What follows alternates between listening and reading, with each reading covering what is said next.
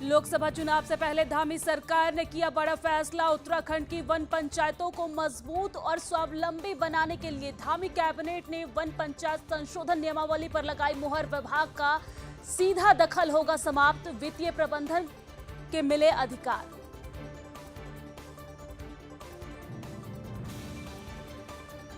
आभार एवं अभिनंदन समारोह में सीएम धामी हुए शामिल। सीएम धामी ने कहा, कुशल और प्रतिभाशाली इंजीनियर राष्ट्र और राज्य के निर्माण में उल्लेखनीय योगदान दे रहे। उत्तराखंड में लोकसभा चुनाव की तैयारी। जिला निर्वाचन अधिकारी अनुराधा पाल ने मीडिया के कार्यों को लेकर पत्रकारों के साथ की मीडिया ब्रीफिंग। कहा, भ्रामक खबरें फैलाने वालों पर विशेष नजर रखी जाएगी।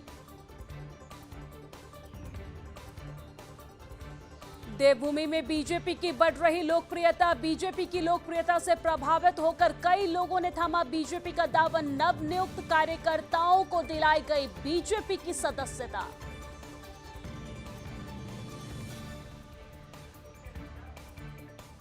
खनन न्याय की धनराशि का हो रहा दुरुपयोग। खनिज न्याय की धनराशि खर्च पर डीएम ने की प्रतिक्रिया और कहा, हाई कोर्ट में खारिज न्यास की धनराशि के दुरुपयोग पर हुई सुनवाई। बढ़िया कार्य करने वाले संस्था की सूची मांगी गई।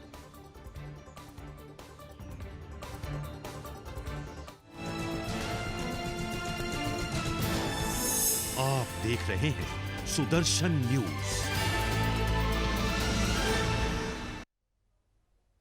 नमस्कार, सुदर्शन न्यूज पर अपना उत्तराखंड देख रहे हैं आप। मैं हूं आपके साथ दिव्या सिंह। उत्तराखंड के पूर्व मुख्यमंत्री त्रिवेंद्र सिंह रावत से हमारे इनपुट हेड सौरभ तिवारी ने खास बातचीत की है। आइए आपको सुनवाते हैं।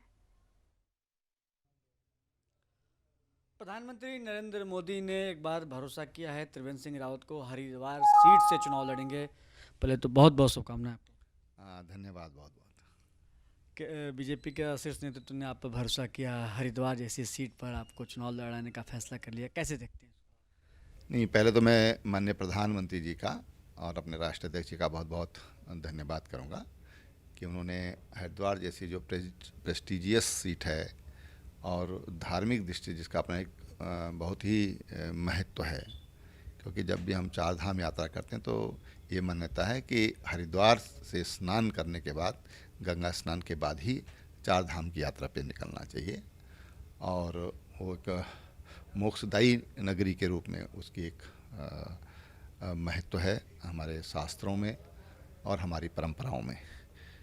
तो मैं प्रधानमंत्री जी और अध्यक्ष जी ने मेरे ऊपर जो विश्वास किया है, मैं उनके विश्वास को कायम रखूँगा और अपनी ओर से परिश्रम की पराकाष्ठा तक जाऊँगा कि उन्होंने जो टारगेट दिया है कि 5 लाख के अंतर से हम लोकसभा को जीतना है, तो हम उसके लिए प्रयास करेंगे। प्रधानमंत्री का विश्वास आप पर रहा है, आप मुख्यमंत्री भी रहे हैं, आप प्रधानमंत्री, अब आपको हरिद्वार से तो टिकट दिया है, तो चुनौतियां भी आपके सामने रहेंगी, दबाव में भी रहेंगे आप? नहीं, देखिए, दबाव तो नहीं कह सकते क्योंकि दबाव की ऐसी कोई बात नहीं है, लेकिन हाँ, कोई भी चुनाव ये सरल नहीं होता है। छोटा चुनाव हो, बड़ा चुनाव हो, और हरिद्वार तो उत्तराखंड की सबसे बड़ी लोकसभा है जिसमें लगभग 20 लाख मतदाता है और 2 जिलों में ये लोकसभा फैली हुई है। माँ गंगा का पावन पवित्र तट है ये,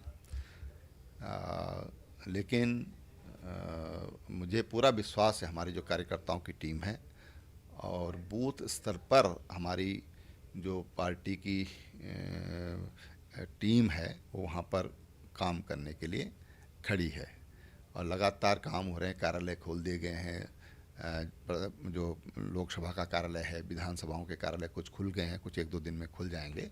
तो पार्टी का संगठन अपना बहुत बेहतर संगठन है और वहाँ के जो लोग हैं वो बहुत ही अच्छे, सुलझे हुए और देवतुल्य लोग हैं। मुद्दे क्या क्या रहेंगे इस बार हरिद्वार में आपके? देखिए, हम लोग राज्य में भी सत्ता में हैं और केंद्र में भी सत्ता है और इसलिए हम अपनी उपलब्धियों के बल पर जनता के बीच में जाएंगे। लेकिन हरिद्वार से लगातार फ़ोन भी आपके आ रहे हैं, बताया जा रहा है कि जनता वहाँ खुश है, कैसे इसको कहेंगे इस पर? नहीं, वो तो जनता का जिस तरह से जब कल टिकट डिक्लेयर हुआ और सुदूर क्षेत्रों से जिस तरह से लोग आते रहे, रात भर आते रहे। सवेरे भी मैं आपको बताऊं कि 5:45 बजे मेरे घर में लोग पहुंच गए थे अपनी गाड़ियों से। तो लोगों का जो उत्साह है वो बहुत मेरे लिए खुराक देने वाला है, ताकत देने वाला है, ऊर्जा देने वाला है। उनके इस प्यार को कैसे लौटाएंगे जो प्यार लगातार मिल रहा है? उनका विश्वास जीतेंगे हम। जो हमसे अपेक्षा करते हैं उन अपेक्षाओं पर हम खरा उतरेंगे। और मेरा आज तक का रिकॉर्ड रहा है, जब मैं पहला चुनाव लड़ा था तो मैं 1500 वोट से कम वोट से जीता था। दूसरी बार जीता तो 15,000 वोट से अधिक वोटों से जीता। और तीसरी बार वहीं से मैं 25,000 से अधिक वोटों से जीता। और चौथी बार जिनको वहाँ पर लड़ाया वो 30,000 वोटों से जीते। तो हमने जहाँ पर रहे हैं हम नीचे नहीं गए कभी भी, हम आगे बढ़े हैं। इसका मतलब हमने जनता का जो हमसे अपेक्षा है उन अपेक्षाओं पर हमने खरा उतरने का प्रयास किया और जनता ने भरपूर आशीर्वाद हमको दिया है। एक सवाल ये भी है कि अभी इस तरह से हल्द्वानी में घटना हुई थी और लगातार अनुपात बढ़ता जा रहा है मुसलमानों का, खासतौर से हरिद्वार की बात की जाए वहाँ पे। ना वो सब ठीक है। और क्योंकि मुस्लिम समाज में जो परिवार कल्याण की जो योजनाएं हैं उस पर वो ज़्यादा विश्वास नहीं करते। अपने जो उनके धार्मिक कानून हैं, जो किताबें हैं, उस पर ज़्यादा विश्वास करते हैं। तो हम जागरूकता लाने का उनके बीच में प्रयास करेंगे कि भाई आप ये भीड़ मत बढ़ाइए, आप बच्चों को शिक्षा दीजिए। तो जिस तरह से घटनाएं हुई हैं तो क्या आप किसी सरकार, क्या आप लोग कार्रवाई भी करेंगे, सख्त कार्रवाई ये करेंगे? जो ये घटनाएं हैं अब सरकार उस पर कार्रवाई कर रही है। सरकार ने उस पर तमाम कार्रवाई की है और उस पर एक मजिस्ट्रियल जांच भी बिठाई कमिश्नर के नेतृत्व में। तो वो जो भी रिपोर्ट होगी उसके अनुसार सरकार को काम करना चाहिए। दो छोटे छोटे सवाल लेंगे। 2019 में भी आपसे मेरी बात हुई थी, आप जब मुख्यमंत्री थे, उन्होंने कहा आपने आप 5 की 5 सीट जीतेंगे। 2024 में क्या स्थिति रहेगी? फिर 5 की 5 सीट हम जीतेंगे। अंतर ये होगा कि पिछली बार की जो लीड थी उससे बेहतर लीड के आधार पर हम इस बार अपनी 5 लोकसभाओं को जीतेंगे। समय दिया, बहुत धन्यवाद। धन्यवाद। तो ये था हमारे साथ उत्तराखंड के पूर्व मुख्यमंत्री त्रिवेंद्र सिंह रावत जी, जिन्होंने कहा कि इस बार 5 की 5 सीट जीतेंगे और इनको जो सीट मिला है हरिद्वार की सीट वो भी उसमें शामिल रहेगी। कैमरामैन ऋतिक के साथ सौरभ तिवारी, सुदर्शन न्यूज, दिल्ली। लोकसभा चुनाव से पहले धामी सरकार ने बड़ा फैसला लिया है। आपको बता दें कि उत्तराखंड की 11,217 वन पंचायतों को मजबूत और स्वावलंबी बनाने के लिए धामी कैबिनेट ने वन पंचायत संशोधन नियमावली पर मुहर लगा दी है, जिसमें ब्रिटिश काल के अधिनियमों में बदलाव कर वन पंचायतों को वित्तीय प्रबंध के अधिकार दिए गए हैं। नई नियमावली के तहत अब 9 संसदीय वन पंचायत का गठन किया जाएगा, जिसके पास जड़ी बूटी उत्पादन, पौधारोपण, जल संचय, वन अग्नि रोकथाम, इको टूरिज्म में भागीदारी के अधिकार होंगे। इससे वन पंचायतों की आय में बढ़ोतरी होगी। पहली बार त्रिस्तरीय स्थानीय निकायों को भी वन पंचायत के वन प्रबंध से जोड़ा गया है। आपको बता दें कि उत्तराखंड देश का एकमात्र राज्य है जहां पर वन पंचायत व्यवस्था लागू है। ये एक ऐतिहासिक सामुदायिक वन प्रबंध संस्था है जो वर्ष 1930 से संचालित हो रही है। मुख्यमंत्री पुष्कर सिंह धामी ने वन पंचायतों को आत्मनिर्भर बनाने की पहल की है। वर्तमान में प्रदेश में कुल 11,217 वन पंचायतें गठित हैं, जिनके पास 4.52 लाख हेक्टेयर वन क्षेत्र है। वन पंचायत नियमावली में किए गए संशोधन के बाद अब प्रत्येक वन पंचायत 9 संसदीय होगी। इसमें एक सदस्य ग्राम प्रधान की ओर से और एक सदस्य जैव विविधता प्रबंधन समिति के माध्यम से नामित किया जाएगा। ऐसी वन पंचायत जो नगर निकाय क्षेत्रों में आती है, वहां पर नगर निकाय प्रशासन की ओर से एक सदस्य को वन पंचायत में नामित किया जाएगा। नई नियमावली में वन पंचायतों को वन उपज जैसे फूल, पत्ती, जड़ी बूटी, झूला, घास के रवने या फिर परमिट जारी करने का अधिकार दिया गया है। इससे प्राप्त शुल्क को भी वन पंचायतों को अपने बैंक खाते में जमा करने का अधिकार होगा।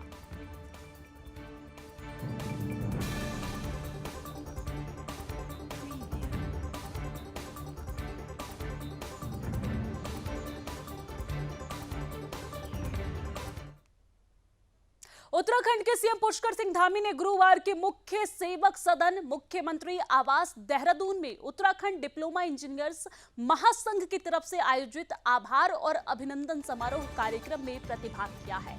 इस दौरान लोगों ने सीएम धामी का जोरदार स्वागत किया है। इस अवसर पर महासंघ के विभिन्न लंबित मांगों पर शासनादेश निर्गत किए जाने पर महासंघ पदाधिकारी की तरफ से मुख्यमंत्री का आभार भी व्यक्त किया गया है। मुख्यमंत्री पुष्कर सिंह धामी ने डिप्लोमा इंजीनियर्स महासंघ के सभी पदाधिकारी का स्वागत करते हुए कहा कि राज्य के कुशल और प्रतिभाशाली इंजीनियर्स राष्ट्र और राज्य के निर्माण में उल्लेखनीय योगदान दे रहे हैं।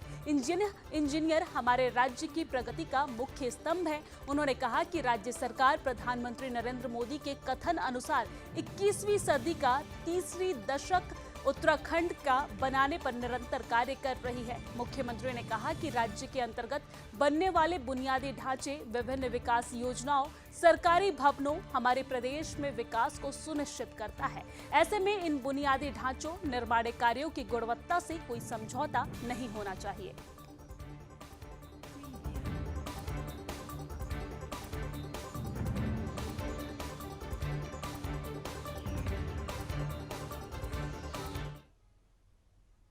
उत्तराखंड में लोकसभा चुनाव की तैयारियां जोरों पर चल रही है। ऐसे में बागेश्वर जिला अल्मोड़ा लोकसभा सीट के अंतर्गत आता है। लोकसभा की चुनावों की जनपद स्तरीय तैयारियों को लेकर जिला निर्वाचन अधिकारी अनुराधा पाल ने मीडिया के कार्यों को लेकर बागेश्वर के सभी पत्रकारों के साथ मीडिया ब्रीफिंग की गई है। और इस दौरान निर्वाचन अधिकारी अनुराधा पाल ने कहा कि जनपद स्तर पर एमसी का गठन किया गया है। प्रिंट और इलेक्ट्रॉनिक मीडिया में चले राजनीतिक दलों के विज्ञापनों की प्रामाणिकता देनी आवश्यक है और सोशल मीडिया पर विशेष ध्यान दिया जा रहा है। भ्रामक खबरें फैलाने वालों पर विशेष नजर रखी जाएगी ताकि निर्वाचन का कार्य प्रभावित न हो।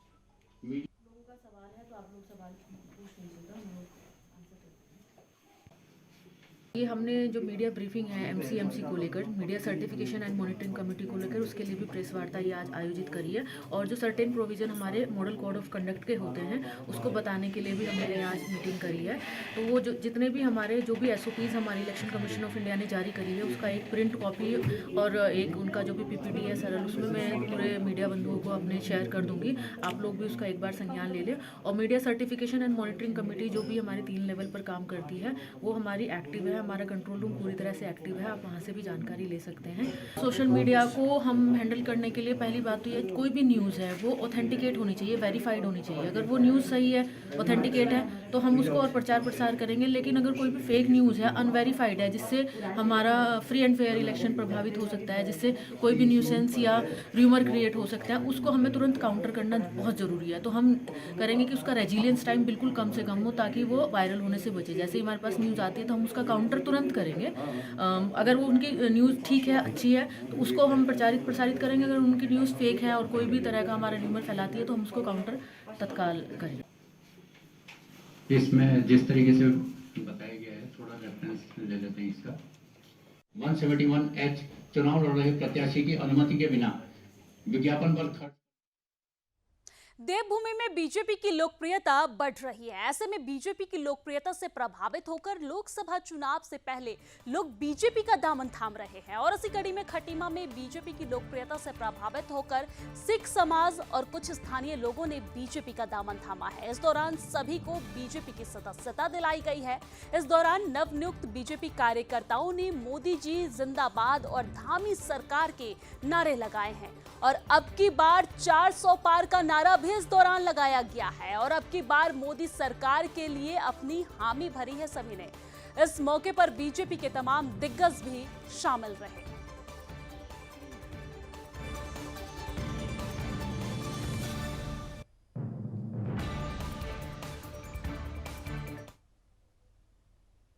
देवभूमि उत्तराखंड में उच्च न्यायालय नैनीताल में खनन ने पट्टों पर दी जाने वाली खनन न्यास की धनराशि का जिला प्रशासन बागेश्वर की तरफ से दुरुपयोग किए जाने के मामले पर सुनवाई की है।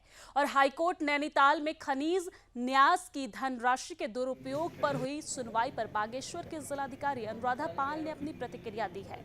उन्होंने कहा है कि मुख्य न्यायाधीश ऋतु बाहरी की अध्यक्षता वाली खंडपीठ ने मामले में सुनवाई की है और राज्य सरकार से कहा है कि प्रदेश में जिस संस्था ने इस क्षेत्र में बढ़िया कार्य किया है उसकी सूची दें। बागेश्वर निवासी की तरफ से दायर की गई जनहित याचिका में आरोप लगाया गया है कि जिलाधिकारी बागेश्वर की तरफ से इस धन का उपयोग अपने ऑफिस के नवनिर्माण और अन्य कार्यों में किया जा रहा है। बागेश्वर जिला के 109 खनन कारोबारियों की तरफ से जिला खनिज न्याय फाउंडेशन में खेती में हर वर्ष पर्यावरण को हो रहे नुकसान की क्षतिपूर्ति की भरपाई के लिए राज्य सरकार को भुगतान किया जाता है।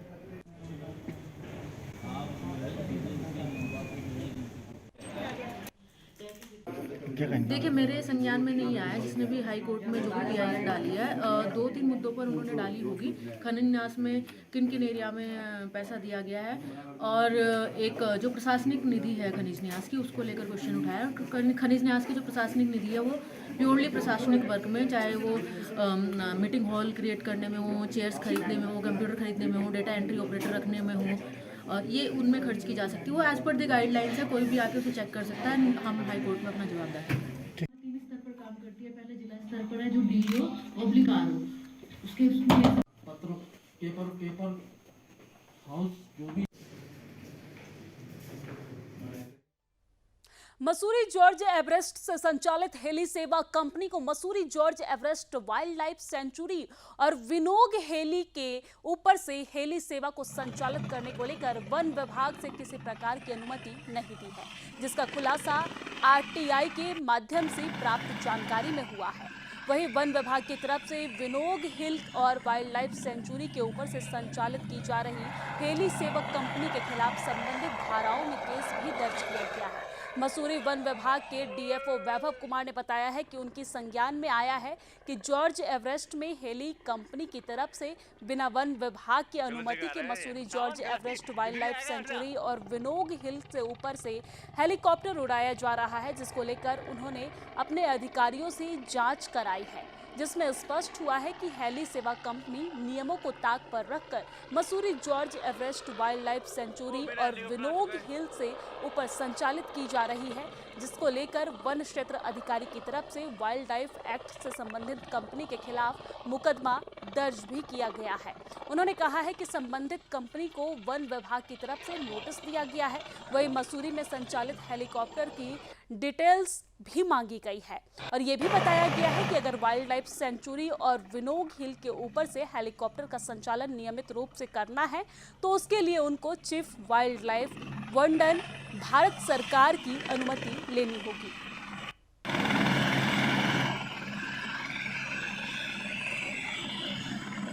विगत दिनों में ये प्रकरण हमारे संज्ञान में आया था कि जो हेली कंपनी है वो बिना अनुमति के विनोग वाइल्ड लाइफ सेंचुरी के ऊपर से हेलीकॉप्टर उड़ाया गया है। उसकी जांच कराई गई और जांच के बाद जो है जो संबंधित वन क्षेत्राधिकारी हैं उन्होंने वाइल्ड लाइफ एक्ट में एक केस जो संबंधित कंपनी है उनके खिलाफ दर्ज किया गया है। संबंधित कंपनी को हमारे द्वारा नोटिस दिया गया है, उनसे उनकी फ़्लाइट डिटेल्स मांगी गई हैं और ये भी बताया गया है कि इस क्षेत्र में अगर उनको विनोग सेंचुरी के ऊपर से हेलीकॉप्टर का संचालन नियमित रूप से करना है तो उसके लिए उनको चीफ वाइल्ड लाइफ वार्डन की अनुमति जो है वो लेनी पड़ेगी। जो हेलीकॉप्टर कंपनी है उसके द्वारा हमें लिखित में दिया गया है कि हम विनोग वाइल्ड लाइफ सेंचुरी के ऊपर से हेली सेवा को नहीं संचालित करेंगे और हमने उनको एक लीगल नोटिस भी इसलिए दिया है कि अगर उनको ये सेवाएं जारी रखनी है जो उसमें विधिक जो उसमें अनुमति है chief wild life warden office से वो लेने के उपरांत ही वो जारी रखी जा सकती है।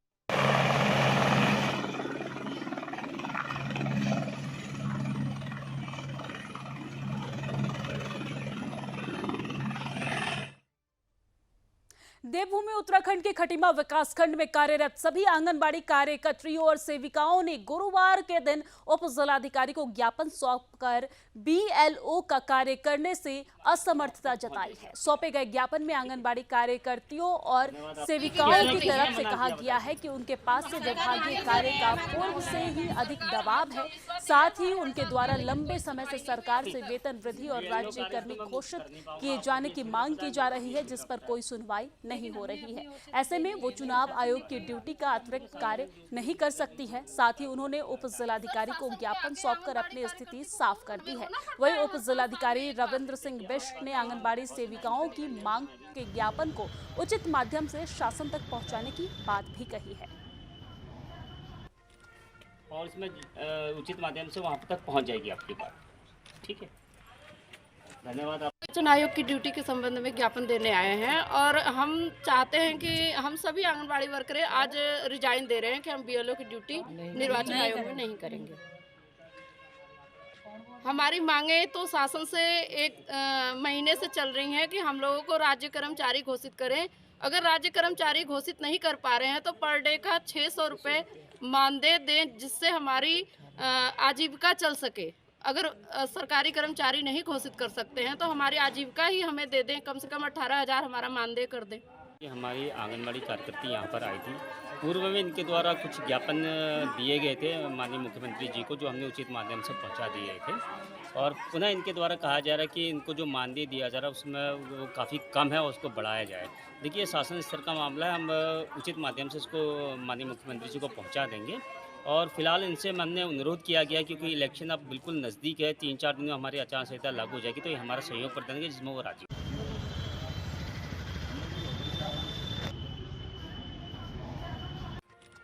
और इसमें उचित माध्यम से वहाँ तक पहुँच जाएगी आपकी बात। ठीक है, धन्यवाद। आप किसने मना किया बताइए? सहसपुर विधानसभा क्षेत्र के मिसरास पट्टी के ग्रामीणों ने सड़क को लेकर प्रशासन शासन के खिलाफ धरना प्रदर्शन किया है। ग्रामीणों ने बताया है कि मिसरास पट्टी गांव की सड़क 2004 से स्वीकृत हो चुकी है, लेकिन अभी तक नहीं बन पाई है। बरसात में कच्ची और उबड़ खाबड़ रास्ते पर गाड़ियां फिसलती है। ग्रामीणों का कहना है कि लगभग 20 वर्ष बीत चुके हैं, तब से अब तक हम शासन प्रशासन से लगातार गुहार और कार्यालय के चक्कर काट रहे हैं, लेकिन अभी तक शासन प्रशासन की तरफ से कोई भी ठोस कदम नहीं उठाया गया है। ग्रामीणों ने बताया है कि पूर्व में भी चुनाव का बहिष्कार किया है, उस दौरान भी आश्वासन दिया गया था और अब लोकसभा चुनाव का भी बहिष्कार किया जा रहा है। ग्रामीणों का कहना है कि जब तक रोड नहीं तब तक वोट नहीं देंगे।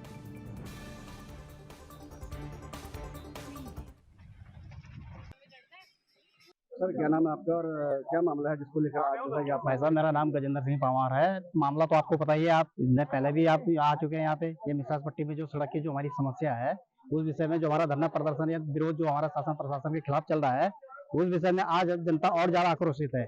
आज सुबह सुबह हमने जब एक न्यूज़पेपर में एक मतलब हिंदुस्तान ये अखबार है, इसमें झूठी भ्रामक खबर छपी है, जिसमें ये लिखा गया है कि कल परसों यहाँ पे प्रशासन की जो टीम आई थी उसके द्वारा गाँव वालों का समझौता हो चुका है और लोग वोट देने को तैयार है, जबकि ये बहुत झूठी खबर है।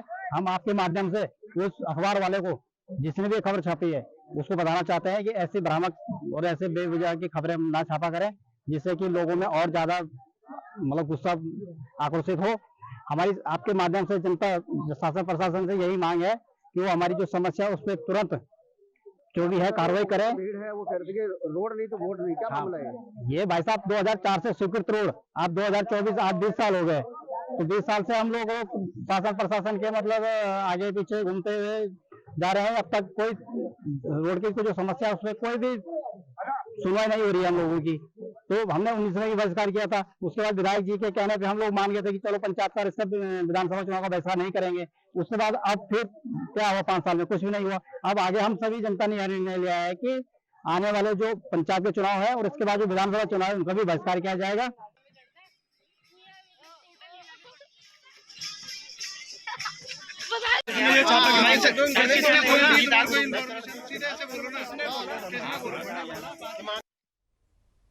उत्तराखंड के विकासनगर विकासखंड की बैरागीवाला ग्राम पंचायत में आज जमकर हंगामा हुआ है, जिसको शांत कराने के लिए पुलिस का हस्तक्षेप करना पड़ा है। दरअसल बैरागीवाला ग्राम पंचायत में बीते वर्ष में विकास कार्यों में हुई अनियमितता और सरकारी धन के दुरुपयोग की ग्रामीणों की तरफ से जिलाधिकारी को शिकायत के चलते आज जिला पंचायत राज अधिकारी विधा सिंह सोमवाल की अगुवाई में जांच टीम पहुंची है, जहां पर प्रशासन को ग्रामीणों के आक्रोश का सामना करना पड़ा है। आपको बता दें कि जांच टीम के सामने ही शिकायतकर्ताओं और ग्राम प्रधान प्रतिनिधि के बीच बहस इतनी बढ़ी कि हाथापाई तक पहुंच गई नौबत। और इतना ही नहीं, इस जांच के दौरान दोनों पक्षों के बीच तीखी नोक-झोंक भी देखने को मिली है, जिसके चलते मौके पर पहुंचे पुलिस को मामला शांत कराने के लिए भीड़ को अलग करना पड़ा है। वहीं दूसरी ओर शिकायतकर्ताओं ने बताया है कि उनके द्वारा 14 बिंदुओं को लेकर जिलाधिकारी देहरादून को शिकायत भी की गई थी, जिस पर जांच टीम की तरफ से बार-बार समय दिए जाने के बाद आज महज 6 बिंदुओं पर जांच की गई है। आरोप लगाया गया है कि बीते वर्ष में ग्राम प्रधान के नाम पर प्रधान प्रतिनिधि पंचायत के कामों में दखल अंदाजी करके सरकारी धन का दुरुपयोग कर रहे हैं। फिलहाल मामले में जांच जारी है।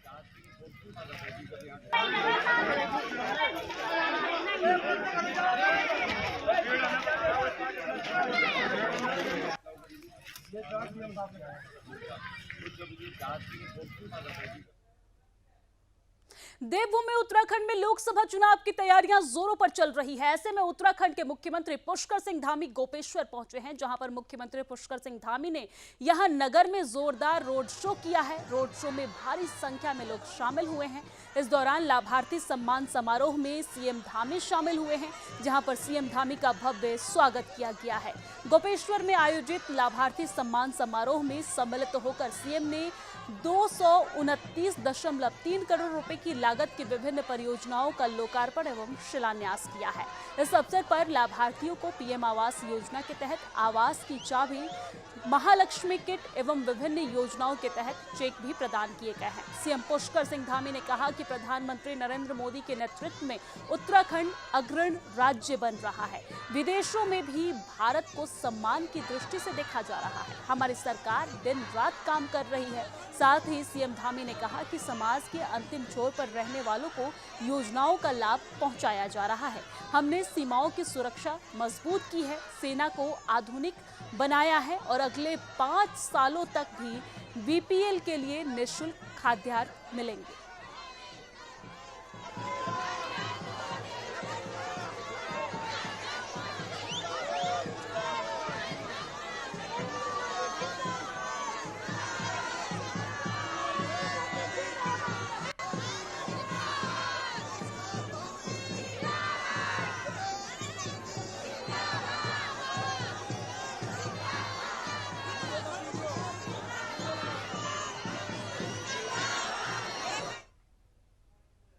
और अपना उत्तराखंड के बुलेटिन में फिलहाल इतना ही। मुझे दीजिए इजाजत।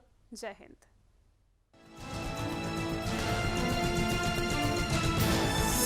आप देख रहे हैं सुदर्शन न्यूज।